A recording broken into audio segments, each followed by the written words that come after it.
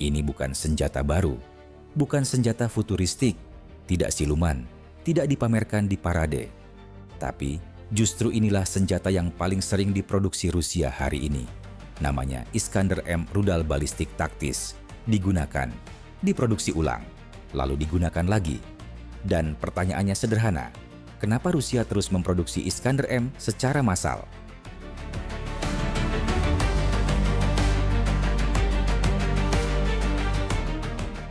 Iskander-M adalah rudal balistik jarak pendek. Diluncurkan dari kendaraan darat, bukan dari kapal, bukan dari pesawat. Satu kendaraan membawa dua rudal. Datang, menembak, pergi. Targetnya jelas, markas komando radar, gudang amunisi lapangan udara sistem pertahanan udara.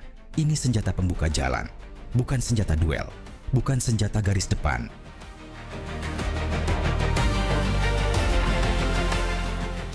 Iskander-M bukan proyek eksperimen, bukan seperti tank armata, bukan teknologi yang masih mencari bentuk. Iskander-M adalah senjata matang. Sudah diuji bertahun-tahun, diproduksi lama, digunakan di medan tempur nyata. Dalam doktrin Rusia, ini disebut workhorse weapon, senjata pekerja keras, bukan simbol, tapi alat.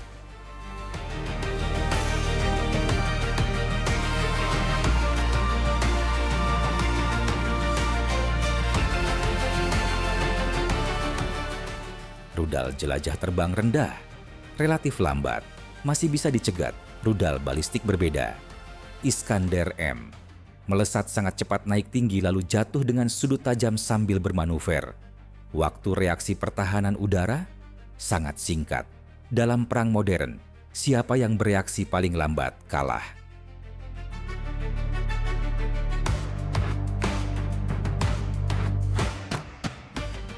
Kenapa Rusia fokus Iskander-M?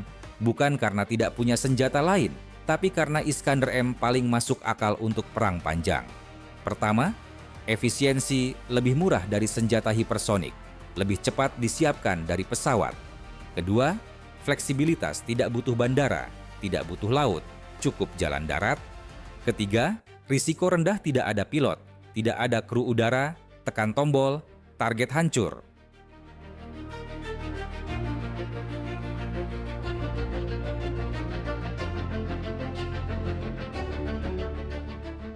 Produksi massal rudal bukan ribuan per bulan.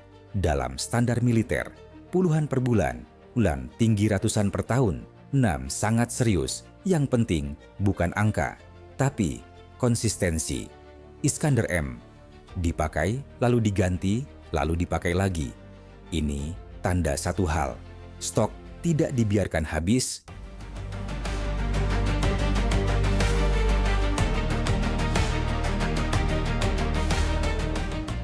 Iskander-M tidak berdiri sendiri, ia bekerja bersama.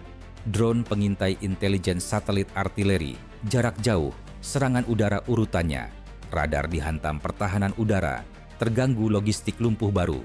Pasukan bergerak Iskander-M adalah palu pertama.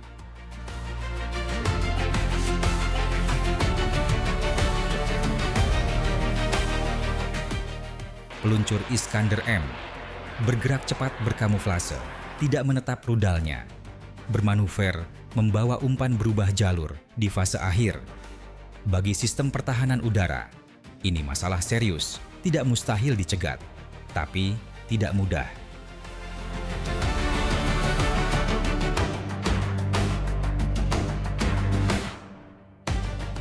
Iskander-M jarang dipamerkan, tidak dramatis, tidak futuristik, tapi justru itu kekuatannya. Ia tidak bergantung cuaca, tidak bergantung udara, tidak bergantung laut. Selama jalan darat ada, Iskander-M bisa bekerja.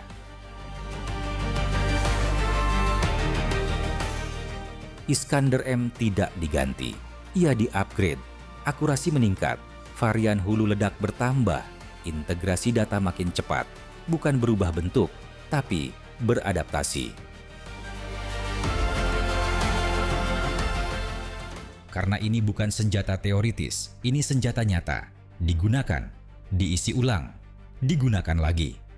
Bagi analis militer, ini indikator keseriusan industri perang. Iskander-M bukan senjata paling canggih, tapi paling konsisten. Bukan simbol kekuatan, tapi alat tekanan.